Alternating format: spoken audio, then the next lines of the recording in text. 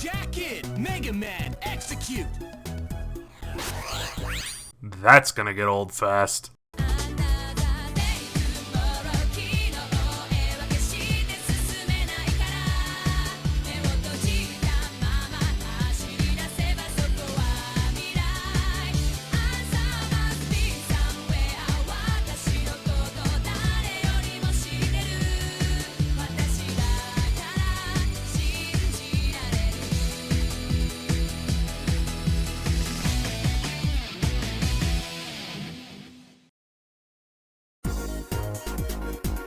The ride never ends, my fellow compatriots. It's taken almost a year and we're still doing this Battle Network thing. It's been a while, so time to bear down and push on, shall we?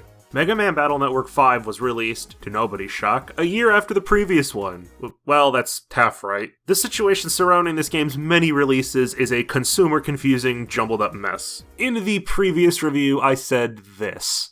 From this point onward, the Battle Network games split into two slightly alternate canons, mostly based on which characters appear. On one side, we have Blue Moon, Team Colonel, and Cybeast Falzar. On the other, we have Red Sun, Team Colonel, and Cybeast Gregar. Why is Team Protoman not canon? You'll have to wait till the next episode to find out. Now is the moment for me to explain myself. Battle Network 5's version release was not structured like Battle Network 4's, but instead like Battle Network 3's. By that I mean, Team Protoman and Team Colonel were not released simultaneously. Team Protoman was released December 9th, 2004, and then Team Colonel was released 2.5 months later. This whole situation gets a little suspicious when you dig into the game's code and find that their build dates are listed as only 2 minutes apart. This means that the games were both finalized at roughly the exact same time, but they still held back on Colonel's release for reasons that couldn't possibly have anything to do with money. These two versions are pretty much on the same level of difference as Red Sun and Blue Moon. A few differing plot points and an alternate soul list, but the same general story. Unfortunately, the staggered launch dates mean that, for the first time, Capcom treated the more updated version, Team Colonel, as the canon one, and the one they expected most people to play. Meaning when Battle Network 6 rolled around a year later, it was built and written with Team Colonel as the basis. Okay, sure, we haven't covered Battle Network 6, so that's just like words at this point. Let me just get to the point. Why is this a problem for Team Protoman? Without spoiling anything, Colonel and his operator Barrel are vital, plot-important characters in Battle Network 6, but they barely even exist in Team Protoman. Like, it's actually funny how shoehorned in they are, you'll see later. So if you only played that version, suddenly these two characters you've barely seen at all are the linchpin of the story, and all the scenes with them are just kind of flat and confusing because you have no fucking clue what their personality and characters are. This happened to me as a kid, actually, because I had Team Protoman. By the time I got Battle Network 6, I literally did not even remember who Colonel and Barrel were, and was very confused why they were suddenly so important and acted like they had a history with Lan and Mega Man. So yeah, for the sake of audience understanding and a more cohesive narrative across this series, we're playing Team Colonel. But we're somehow not ready to start yet. See, there's not 2 versions of Mega Man Battle Network 5, there's 3. Mega Man Battle Network 5 Double Team DS. A game that, contrary to what its name implies, is not a merging of the 2 titles, or even a third version, like for instance Pokemon Emerald, but rather a compilation game. The card has 2 save slots, and you can pick to play either the Protoman route or the Colonel route. There are additions and tweaks here and there we'll discuss as we go, but the main story is exactly the same. Voice acting has been added to some scenes, and the soundtrack has been entirely remixed and redone to accommodate for the DS's ability to play actual music instead of whatever collection of unkind words one might use to describe the GBA's screeching noises. It's hard to describe, just here, listen for yourself.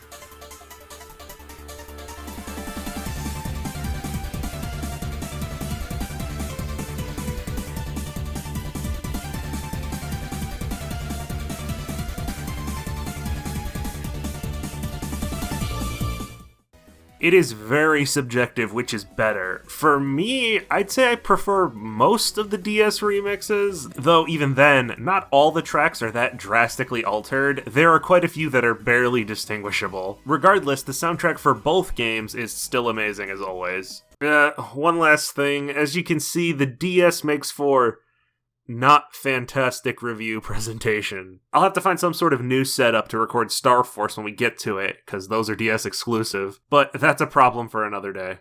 Whew. That was quite the opening tangent this time, but I think we're good now. Time for the actual game. Let's get started.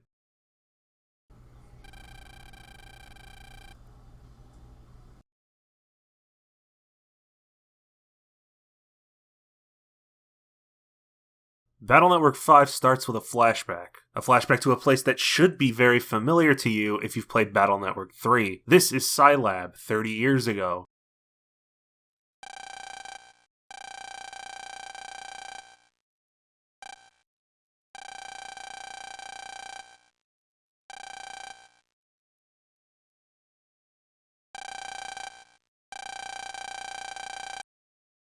I think Capcom and I have differing definitions of safe.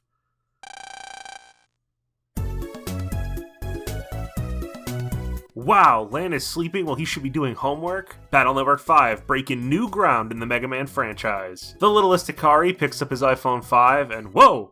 Hi, Mega Man? You, just gonna be hanging out down there?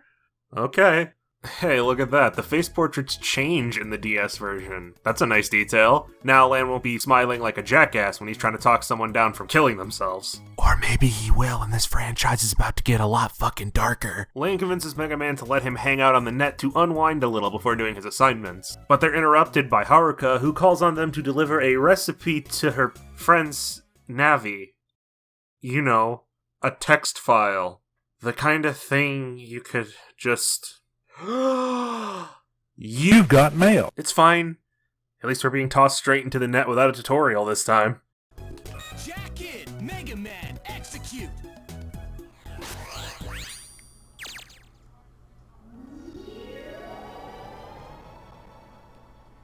Beautiful. Brings a tear to my eye.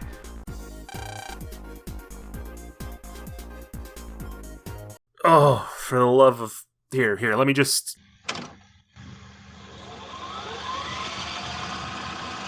And that's why Battle Network 4 is actually the best game in the series. Oh, shit, you're back. There's only one real change to the default combat system this time around. That's the reworking of the anxiety emotion. Taking large amounts of damage will no longer cause dark chips to randomly pop up on the chip selection screen. Instead, dark chips can be found in-game and now have the properties of every other equipable battle chip, being coded, elemental, and having a memory cost. Make no mistake, they still dink you 1 HP and lower your karma, so you still shouldn't use them. Not now, anyway. On the overworld front, I'm happy to say we're back to the sharp Technoland aesthetic of the first 3 games' internet, rather than whatever Battle Network 4's internet design was supposed to be. There's even an ever-present map now on the bottom screen. Thank God. Or that's what I would say, but unfucking fortunately, the map data is 9 times out of 10 one screen ahead of the area you're currently in. So maps are only really useful when you're backtracking. Oh wait, this is Mega Man Battle Network. That shouldn't be a problem. My only slight gripe with exploration is that it feels like the encounter rate is higher than usual. I'm not positive, I don't have the hard numbers for you. It just feels that way to me. After dropping off the file to Haruka's friend, Lan and Mega Man get an email from their dad, Dr. Hikari. Email for you, Lan. He's got some manner of big discovery he wants to show them, and suggests they bring along Lan's friends to see it as well. Lan grabs Mail, Yai, and Dex, and the curious quartet ride the metro over to Scilab, which has entirely changed its art style and layout yet again. It looks good, I don't have a problem with the design, it's just strange how often it's completely made over between games with no mention of it. Then again, half of AC/DC Town fell into the fucking ocean last game and nobody batted an eye. The gang all go inside, where Yuichiro unveils his newest discovery. A program hidden in some old data that he's being very vague about despite having called the kids here to see it. But it turns out he couldn't show it to us even if he wanted to, as he's locked out of the network without his ID. He asks Lan to go retrieve it for him when the plot strikes.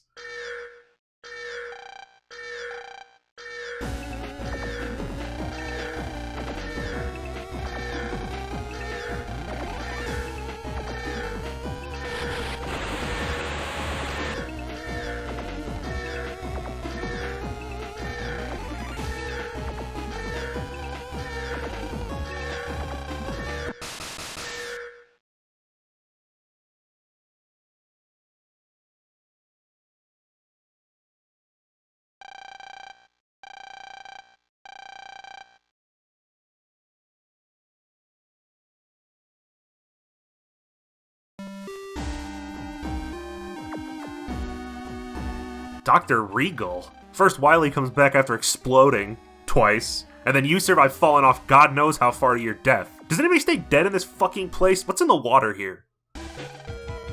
Oh, right. Regal scoops up Dr. Hikari and confiscates Lan's friends' PETs. This is all he does because Battle Network villains are simultaneously world-ending threats and also unable to kill a single person no matter how disadvantageous it may be to them in the long run. Maybe the reason there's no punishment for crimes in this universe is because no one actually fucking does anything. Luckily, Lan is knocked out behind his dad's cubicle, so the Goon Patrol left without taking Mega Man. I gotta be real with you here. It looks a little ridiculous on the DS version because the camera angle is pulled out too far, and you can easily see Lan's entire body sitting at the top of the screen. This is one of a couple errors which are caused by the GBA and the DS's different screen resolutions. It's most notable in Battle, where black bars appear around the screen all of a sudden, though you won't see those most of the time because I've edited them out in post.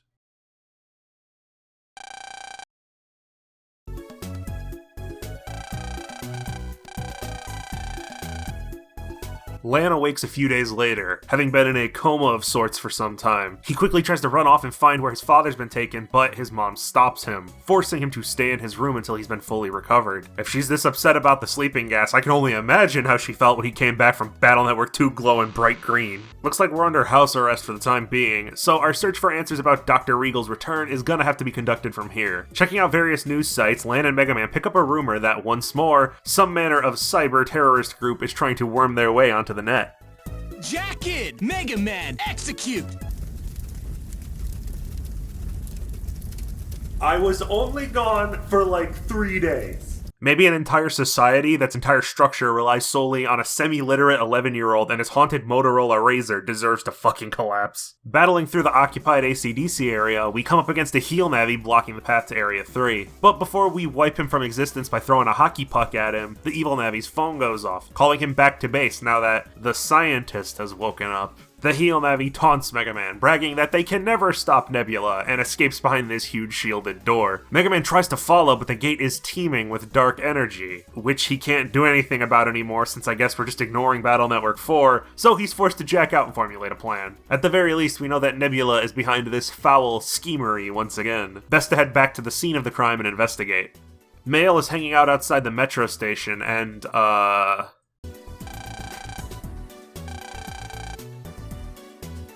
I'd be a hypocrite if I didn't point out that while it's not Battle Network 4 level bad, the translation is still pretty sketchy. Not more so than the other games really, but still. Or hey, maybe Lan's just getting really philosophical 5 games in.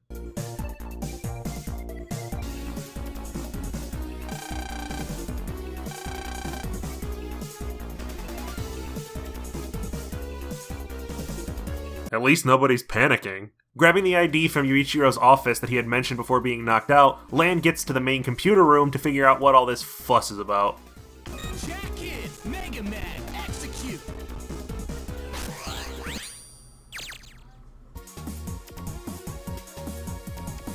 Well, well, well. Dungeon time once more. Battle Network 5 makes a good first impression on that front. The Scilab computer is, as you'd expect, guarded by a series of passwords. You input them by moving the numbers or letters one at a time to the correct slots. On top of that, you're only allowed the exact number of moves you need to solve it. If you move too many cubes willy-nilly without getting the solution, the whole section will reset. Nearby progs will give you increasingly cryptic hints as you progress. The first few are basic math, or obvious riddles, but one of them actually managed to trip me up. I won't spoil which one. Great introductory dungeon.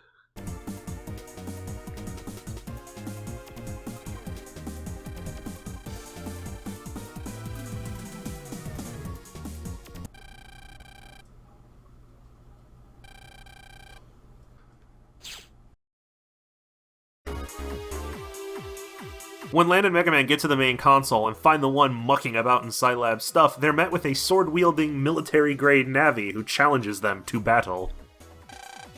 Here it comes, Lan. Battle routine. Set. Execute.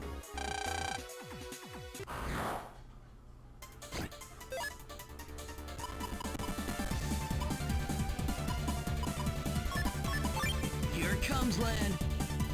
Before us is the titular Colonel.exe, the first character, Canonically, in Battle Network to be based on a character from Mega Man X. In case you've repressed the memory, Colonel is from X4, you know, What am I fighting for? that one. Oddly, aside from having a sword and a military theme, the two Colonels share no other characteristics barring a vague, prideful warrior personality type, or at least it appears so at the moment. All you need to know now is that he's trying to introduce your innards to his sword claw hand thing. I had a slight bit of trouble with this guy on my first attempt on GBA. Not to imply he's a hard boss or anything, we've just started, but he's the most intimidating first boss, if that makes sense. The first Battle Network boss usually stands on their side and throws straight, predictable projectiles at you. Colonel, on the other hand, while possessing a hefty cannon, primarily uses his blade to attack and stays in the back 2 rows the entire time. Yeah, he just sort of projects his saber at you, no matter where he's standing, and I'm calling hacks on that.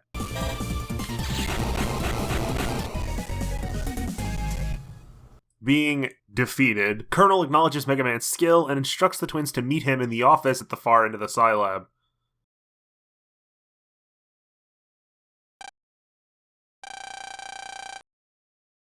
In the once-locked room, they meet Colonel's operator, Beryl, a gruff, serious man in a military jacket who hacked the Scilab systems to get Lan's attention and measure his skill. Beryl admits that his reason for testing Neto and Saito was to recruit them onto his newly formed anti-Nebula task force, Team Colonel. While Lan is hesitant at first, for who fucking knows why, he realizes that this is the best bet he has to save his father from Dr. Regal.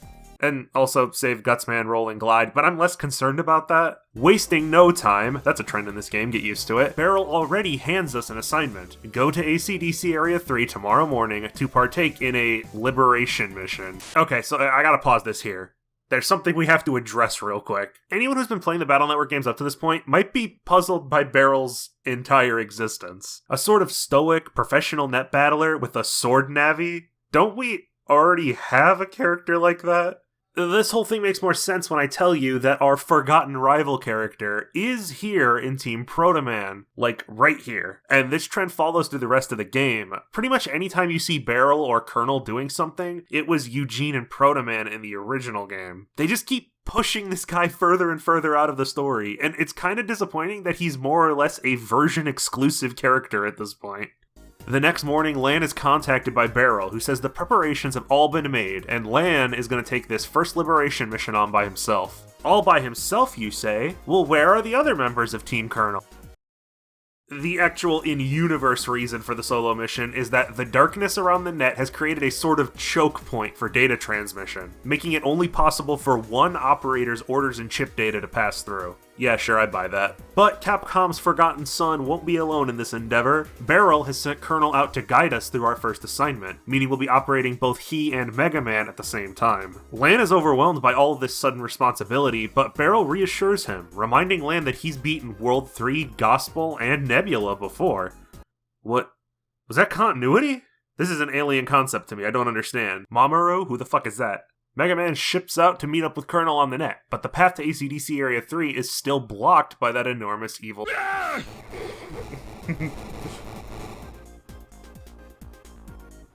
What door?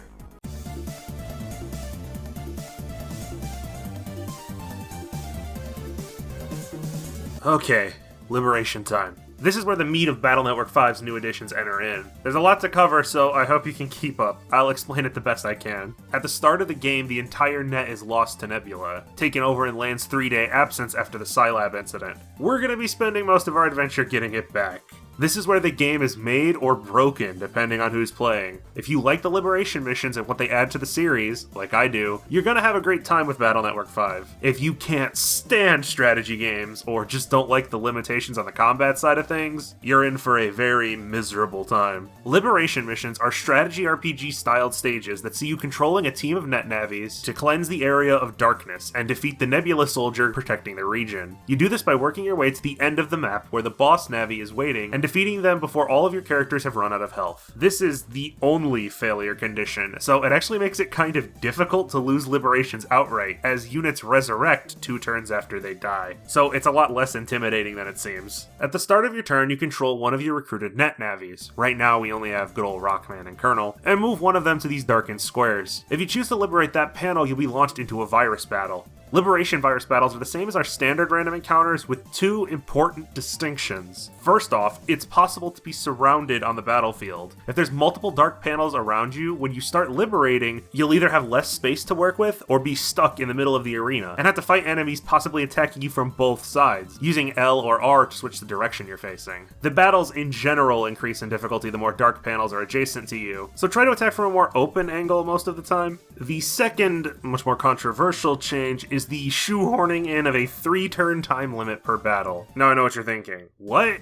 That's no problem, I'll just use my buster. No, you're wrong, shut up. When the custom gauge fills, the game forces you to open your folder and pass a turn. In practice, this means you only have around a minute to finish each fight before you fail the liberation. If you are successful though, the panel will be liberated and returned to normal, meaning you can pass through it and move forward. And if you win the fight in a single turn, a sexy 1-turn liberation, the nearby panels will be liberated as well.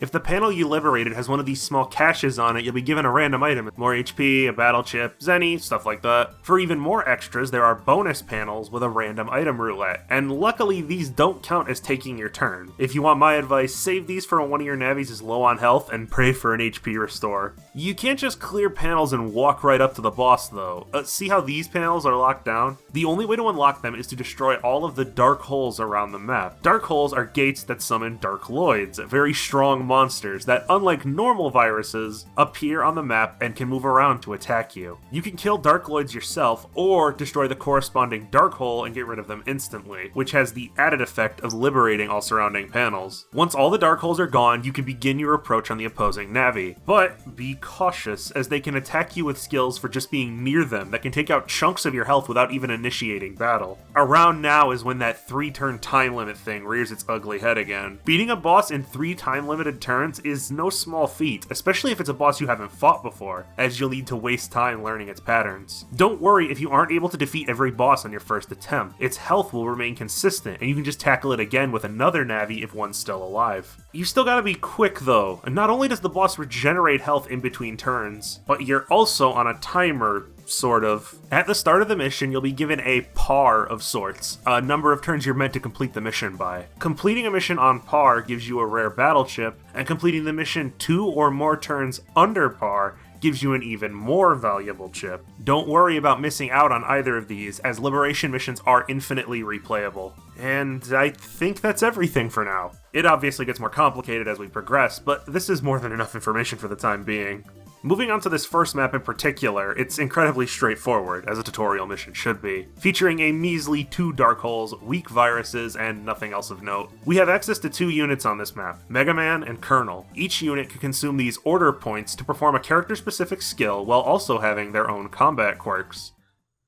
Let's bust some viruses!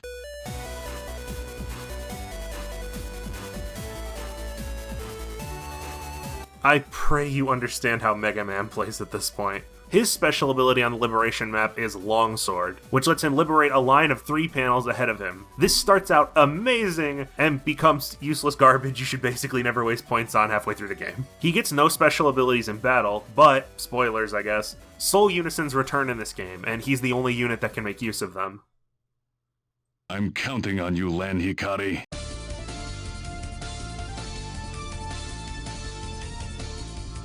For the new and exciting side of things, we get to play as a different character for the first time in the main series. Colonel has a buster just like Mega Man, but his charge shot is a powerful sword swing that reaches the nearest enemy and launches back in a V-shaped pattern. Now, because Lan is still the one operating them, all of the ally navis share Mega Man's chip folder, barring a single-use golden chip that's different for everyone. Colonel's golden chip is the very cleverly titled Colonel Cannon, which can be used like a normal cannon chip. However, if you purposefully miss all of the enemies, it will explode across the entire back row. His liberation skill is Screen Divide, which is, wide sword. I don't know why it's not called that. It doesn't actually liberate like his Screen Divide attack, you know, the V-shape? Whatever. The boss of the first Liberation map is blizzardman.exe. He follows the pattern that every ice-themed boss seems to follow in Battle Network, in that he has an ice breath attack and he creates icy structures to throw at you. I somehow didn't notice this was a pattern until now. He's a fine boss.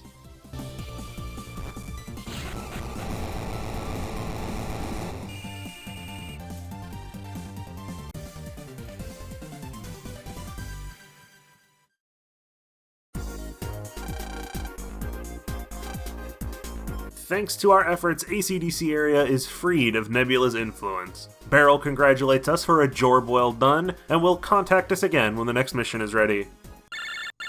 Or right now, I guess.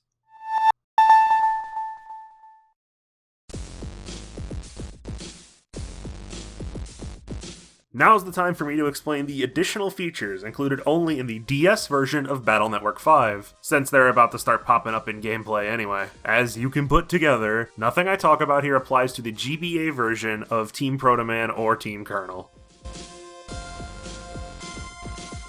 After completion of the first Liberation mission, Beryl will contact you, telling Lan to visit a link that's been set up on his homepage. This teleporter will lead you to a room with a computer console that, as Beryl will not stop fucking telling you, creates replica data of ally navies. Not the real navies, just shell data. Get it? Thank you, Beryl. 2 of these shells follow you around when playing regular stages, and while the story more or less ignores their existence, they can be used in battle, the same way the other navies can be played in Liberation missions. You simply press X or Y to swap between them, up to 3 times in a single battle. If you swap while a navi is in full synchro, they'll perform a special joint attack, with the specifics varying depending on the combination of characters. Keep in mind that not all characters link up like this, and some will just switch out without the bonus attack. Shell navies have their own individual navicust programs as well, though theirs is far more simplistic than Megaman's, only consisting of a set of horizontal slots. This alone makes the DS version significantly easier. In some cases, the drawback to the system is that it doesn't work in major dungeons, so you'll still have to do the more challenging sections and boss fights the usual way. Liberation missions also technically feature this mechanic, but with a steep cost that makes it completely worthless. If 2 or more ally navies are on the same space while liberating, you'll be given the option to consume both of their turns for a party battle. This is so beyond fucking stupid that I struggle to even think of a joke scenario in which you would do this. Remember that liberations are timed, 3 turns per battle. You're basically trading 6 turns for 3 turns, and maybe 1 extra attack if you manage to get full synchro and your navies link. It's nice that the option is here, but do me a favor and do not waste turns on this mechanic.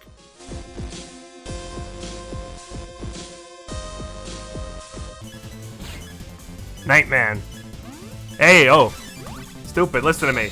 Pinch mode is a new emotion window exclusive to the DS, because it utilizes the DS's microphone. Triggered when your Navi's HP is low, their portrait will turn pink. If you, yes you in the real world, yell out for them, they'll enter full synchro and get a chunk of HP back, along with some of these random effects. It's not something you should count on to save you every time, but it's a fun gimmick when it does show up. Our precious blue boy isn't looking quite as blue as we're used to. The goofy-ass fins located here and here are products of the Cross system, not to be confused with Soul Unisons, Double Souls, Style Change, Cross Fusion, or the other Cross system. This fucking franchise, I swear to God. By inserting the GBA version of a previous Battle Network game into the bottom slot on your DS, you can get a handful of different effects. Usually this does something mundane, but still enjoyable, like slightly buff certain ally navies or change the battle theme to a remix of the selected game's battle theme. The more important thing that this GBA cross-save thing does is unlock 2 secret forms for Mega Man, Base Cross and Soul Cross. These forms are a replacement of Mega Man's natural form and are not treated as souls, meaning they last indefinitely. The only penalty being your allowed number of Mega Chips getting cut from 5 to 3. Base Cross Mega Man is a monster, almost literally. He's described in supplemental material as being an immensely powerful, unstable force that can barely even hold himself together due to the chaotic mixing of both Base and Mega Man's ever-increasing strength and limitless potential. So of course, in the game, Mega Man just sits down there staring at you like a derp and suffers no negative effects whatsoever. While Base Cross is triggered in other media by Base absorbing Mega Man with his Get Ability program, there's no canon explanation for how this form is even possible in the games. Base can even still be encountered while in this form, and he is quite confused as to how exactly Mega Man pulled this stunt off. Base Cross is granted by inserting a Battle Network 5 GBA cart that has the Base icon on its save, meaning you've defeated Base on that file. Or you download a 100% save from GameFAQs. If you want to get pedantic about it, Base Cross can be used in the Japanese GBA version through a rare Japan-only e-reader card obtained from the Japan-only Battle Network movie in theaters. But if we're counting that as accessible, we need to have a little chat about how language works. Base Cross comes in two flavors, lemon and vanilla. Gold Base Cross is unlockable in Team Proto Man, and Silver Base Cross in Team Colonel. They both work similarly, having some of the same abilities, an HP increase and a 3-way buster shot, but the gold version gets super armor and the charge shot shooting buster, while the silver version gets float shoes and the charge shot Hell's Rolling. This form is crazy considering it has next to no cost. It's just that obtaining it can be a bit of a hassle unless you're gonna cheat. But if you're looking for something less tiresome to obtain legitimately, might I suggest Soul Cross? A mix between Mega Man and, the concept of the sun. You could argue it's meant to be a cross with Django, but he really doesn't look like that at all. Oh, so this is apparently meant to be a cross between Mega Man and Soul Trance Django. Whatever that means. Soul Cross is unlocked by putting a copy of Boktai 2 in the GBA slot, and thankfully that's all that's required. Presumably Soul Cross is unlocked this easily because simply owning an American Boktai 2 cartridge is an accomplishment. Soul Cross Mega Man gets an HP buff and super armor, while his charge shot becomes the Gundel Soul, dear god. To tie into Boktai's sun gimmick, if you jack in from an area that's outside, a miniature sun will be present in the background of all battles. With this buff active, all Boktai chips get stronger, and all chips in general get stronger. Every chip just does 20 more damage now. And why not top it off with a 10% health regen at the end of each fight? With all this, especially the Gundel Soul, Soul Cross is so nonsensically overpowered that I couldn't bring myself to use it for more than one play session.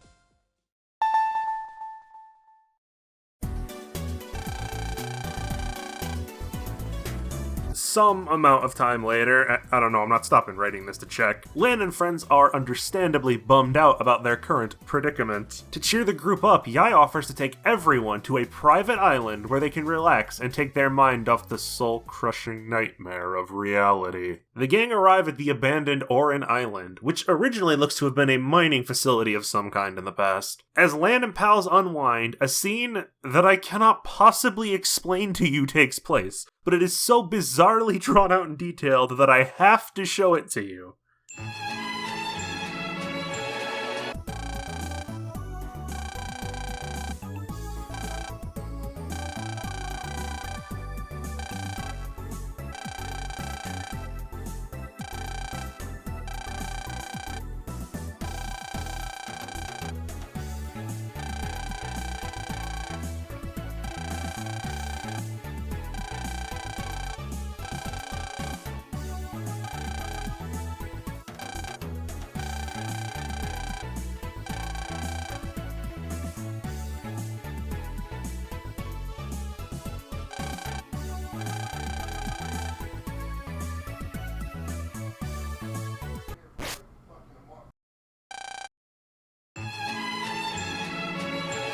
There's some small part of me that desperately wants to know more about this. But Googling Houdini of the Beach is 100% the kind of thing that gets you put on an FBI watch list. After the kids have their, fun is the word I wrote down, Lan gets another call from Beryl, and coincidence of coincidences, our new orders are to investigate the Orin area for nebula activity. Well, it's an empty island in the middle of the Pacific. I'm sure things couldn't possibly be that bad.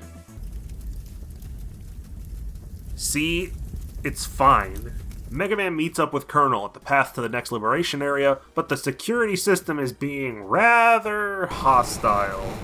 Lacking any sort of long-ranged weapons to take out the turrets, we'll have to come back later when we have some method of disabling those defenses. Back on the island, Lan and friends make the clearly ill-advised choice to explore the old forgotten mine system. You know, I knew this was gonna go badly, but that was quick even by Battle Network standards. Lan gets a message from Dex telling him that they're alright, but they're locked in some sort of room in the mine. So the Healy Wonder shreds through the caverns to find a way down and rescue them. Now, while this isn't a dungeon, and there isn't a puzzle, it is confusing to navigate, so... I forgot where I was going with this. I'm sure that's nothing. I'm sure it's nothing. I'm sure it's nothing. I want to be worried for male Dex and Yai, but at the same time, I'm enthralled whenever characters are put into actual physical danger in this series. Our heroes bumble their way to the top of the giant drill, where they find a very attractive newsboy manning the controls. And hey, you're not a femboy, you're just a femme. Princess Pride, to be specific, last seen being arrested in Battle Network 2. She's long since given up her more underhanded tendencies and was merely using this island to mine for a rare magnet metal needed in her home country. She sent NightMan in to handle the operations, but the close proximity to the magnetic forces fried his brain, and he's completely bonkers now. So Lan and Megaman jack into the 4 control units around the room to shut the equipment down manually. Jack in! Megaman, execute!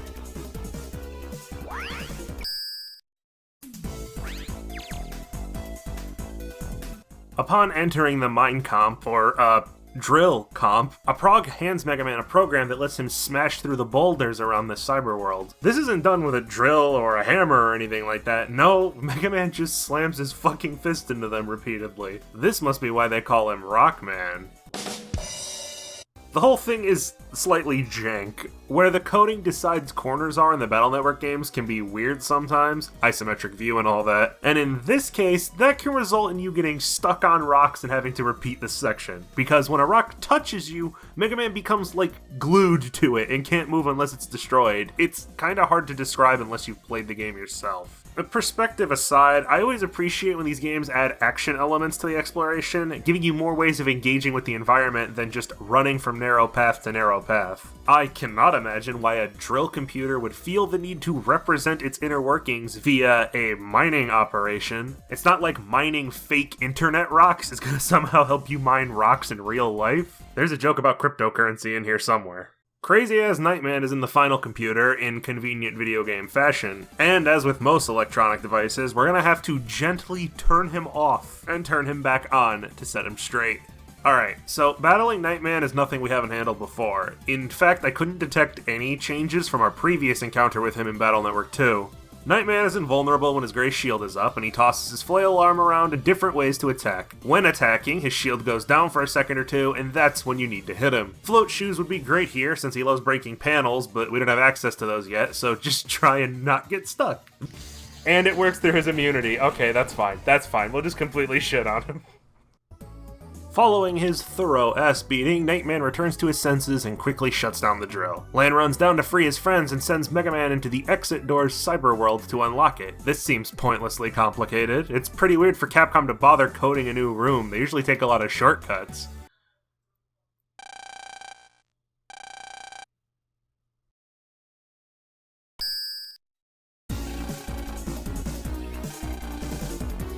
Oh, I get it. There's plot hidden in here.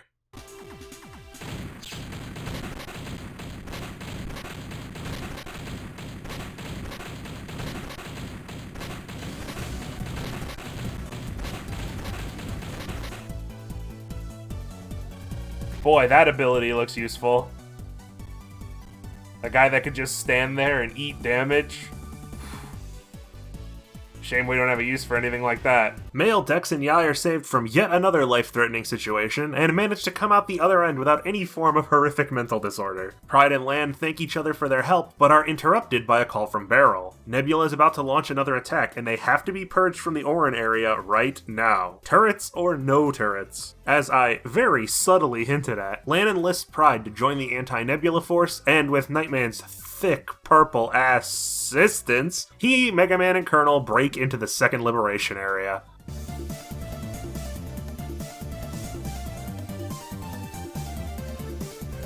What a surprise! ShadowMan's not being completely wasted after Battle Network 4. Welcome to the second Liberation mission. The flow is very much the same as the first one, there's no big changes or additions quite yet. We've added NightMan as an ally though, so let's talk about him. Let's do it, NightMan!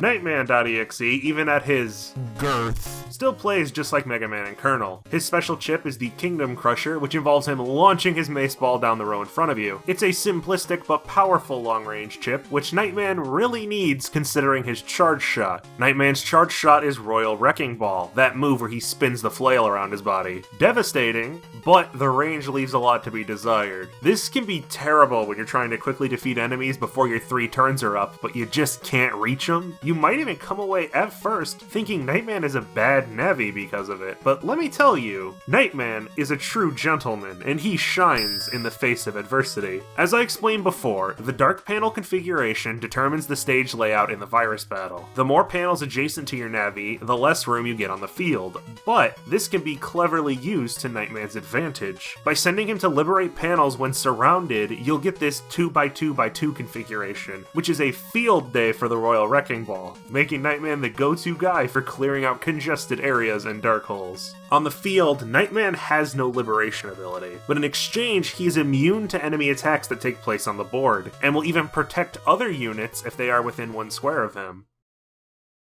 The map, challenge-wise, is a little harder than the first. Already, things can get pretty intense and stressful if you want to come in under par. Folder building is more important in this game than any other, because you can't afford a bunk hand, and can't be waiting for program advances. You need to dish out damage at a frantic pace if you want to finish things up in time and get that mega chip. It doesn't help when you're in a hurry and need every chip to count that some of the Darkloids have, let's say, interesting hitboxes. Despite that, you are given a little more leeway than you might think, as long as you stay focused.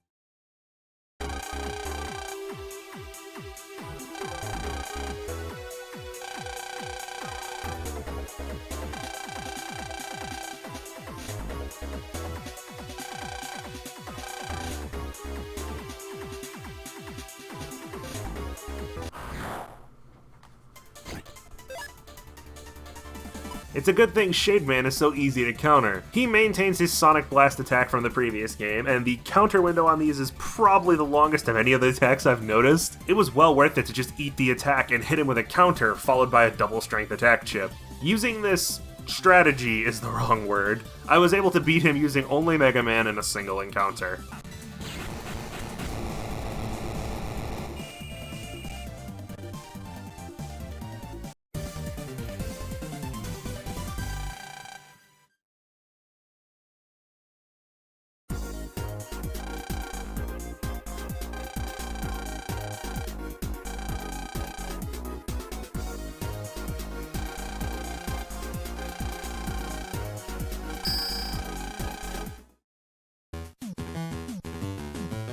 Double Soul! Night Soul!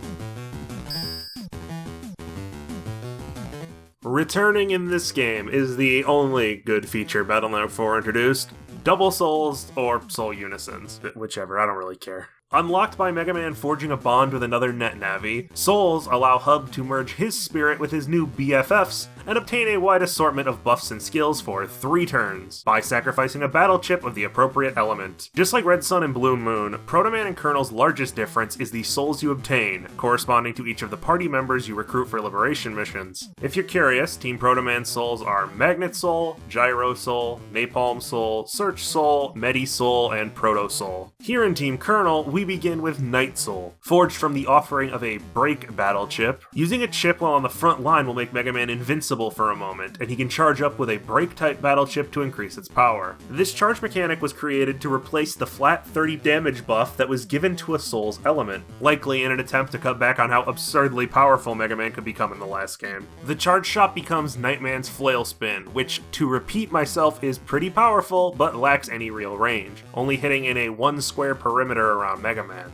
However, if you build your folder in such a way as to get 2 area grabs at the same time, well, you'll see. We'll save that for later.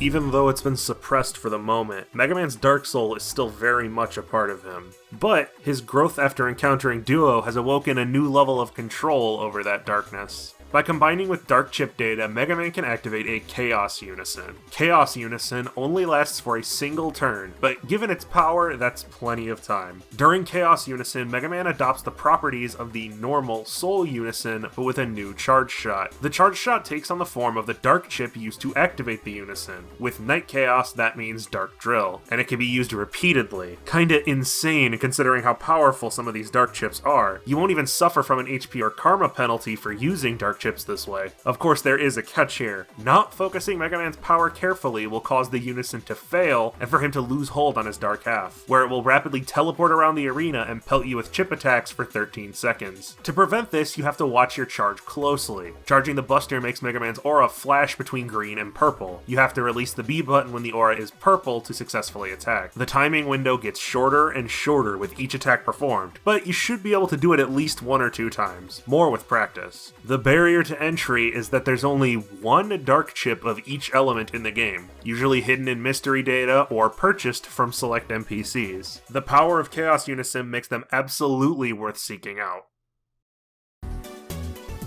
The Funky Bunch say farewell to Pride and head back home to mainland Japan, Electopia. While they were able to take their minds off the situation for a few hours, Lan's father and his friend's Navis are still missing. Just goes to show you can't outrun your problems. Unless your problem is Capcom's Mega Man release schedule, in which case you probably could outrun it. You seen how slow that shit is? Just before getting home, Lan is stopped out of nowhere by Dark, or Dusk. Dark? Dusk? What the fuck is his English name? Oh, it's both. Great. Dark is a ninja, who you may remember as the nearly non-present operator of ShadowMan.exe. He's somehow caught wind of Team Colonel's Nebula fighting actions, and challenges us to jack into this squirrel, that's probably illegal, and complete the maze within. Not helping the situation whatsoever is that this is exactly the same as the Water God maze in Battle Network 4. If you were expecting a fight at the end of this distraction, you've expected incorrectly. ShadowMan is waiting for us in the innermost room, but merely resorts to antagonizing us some more and strolls off, leaving Lan to stew in his anger. Looks like they might be setting up some kind of character development thing with Lan. Maybe he'll be the one tempted by darkness in this game. They could be setting up some kind of... Or we'll get a phone call and it'll be completely forgotten about. No, that's fine. Thank you. Well, let's just see what Beryl needs us to do.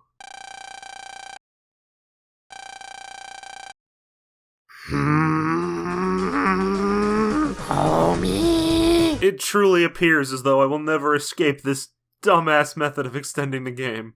On the bright side, we haven't been to Orin Areas 2 and 3 yet, so we're actually going to new places instead of retreading AC/DC area for the 47th time.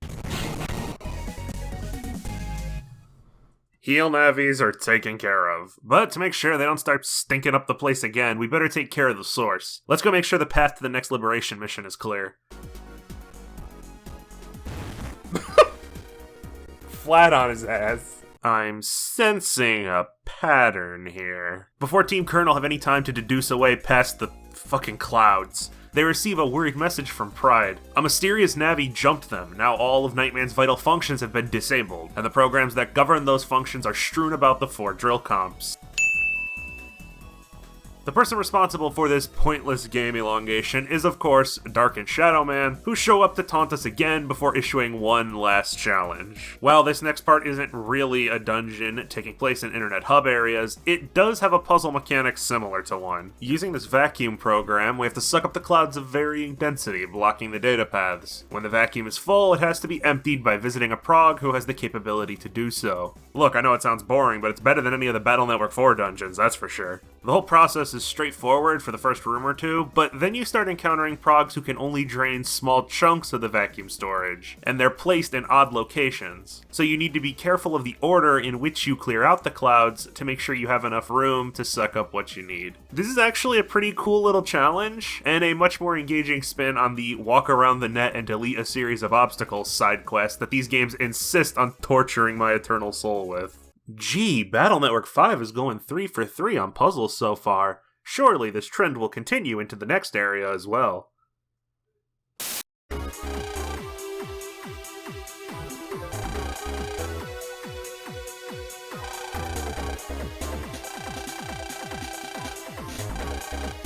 Battle routine set. Execute.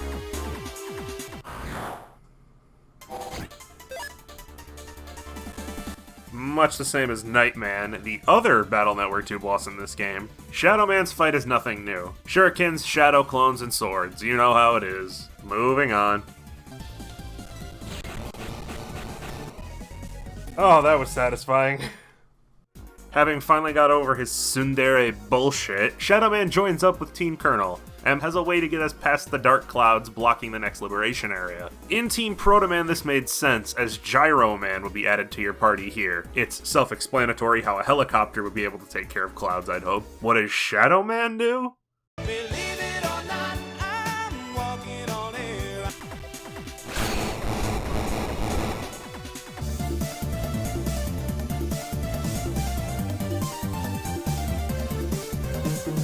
With 4 party members, things are starting to get more complex, and the game is going to start expecting more well-thought-out moves from you, choosing carefully where to attack next with who. It's no longer a choice to just charge straight for the boss, as liberations from this point on also have gated panels that require a number of hidden keys to open, making you find more intelligent ways to comb the necessary parts of the map while still taking out dark holes and moving forward. One-turn liberations are going to become even more valuable from now on.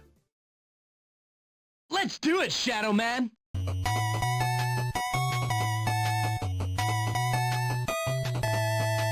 The recently added ShadowMan adds considerably to your options for progression. Unlike every other unit, ShadowMan isn't bound by dark panels, able to run right over them, which lets him sneak into enemy territory to do things like grab items or take out dark holes without having to clear the path first. In virus battles, ShadowMan can be a monster with the right setup and practice. His gold chip is underwhelming, but that's likely to balance out how strong he is without chips. ShadowMan's charge shot has him warping into the air, during which he's invincible, and throwing down a shuriken that locks onto the nearest enemy. Once you give him some attack plus Navicust pieces, dear god, he can't be stopped. This attack is just stupid good. But just in case you needed something else, that shuriken toss can also be triggered as a counter. By pressing B and backwards right before getting hit, much like Mega Man's shield in previous games, ShadowMan will poof out of the attack's range and strike back. The timing is very rough. Maybe not frame perfect, but pretty close. And if you miss, you're just gonna tank an attack with your face. But if you get good at this, ShadowMan is, for all intents and purposes, invulnerable. Lastly is his Order Points ability, Sneak Attack, which damages bosses or Darkloids on the field without initiating a battle. Helpful, and not that costly to use, since you don't need him clearing out panels anyway.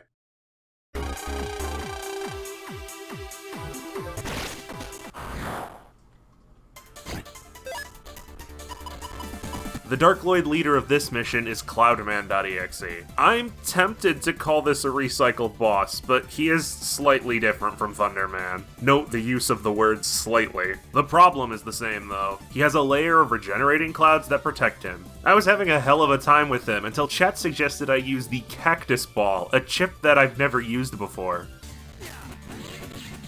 Oh, Jesus Christ, guys! Oh, it hits multiple times and is also his elemental weakness. Yeah, I probably should have been using that from the start.